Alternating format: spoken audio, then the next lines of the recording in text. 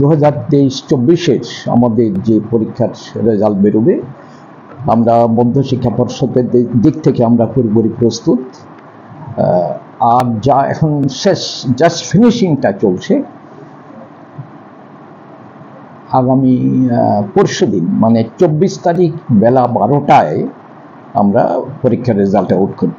যেগুলো আউট হবে সেগুলো হলো দ্বাদশের রেজাল্ট আর মাধ্যমিকের ক্লাস 10-এর রেজাল্ট।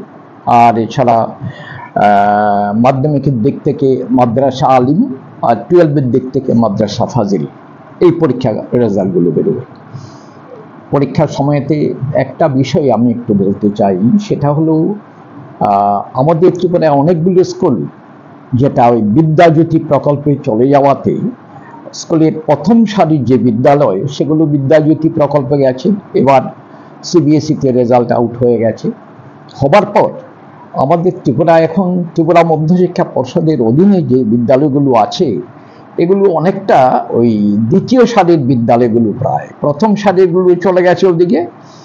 তো এদিক থেকে আমাদের রেজাল্ট যতটুকু ভালো হবে আশা করেছিলাম, তো সেটা পরীক্ষার খাতা দেখার সময় থেকে দেখেছি কিছুটা পরীক্ষার খাতার মান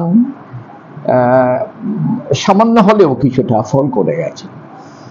তো যাই হোক, সম্মানিত যারা পরীক্ষার সাথে যুক্ত ছিলেন, পরীক্ষক বা সংশোধক বা প্রধান পরীক্ষক, ওরা যথেষ্ট মানবিক দিক থেকে পরীক্ষার খাতার বিচার করেছেন।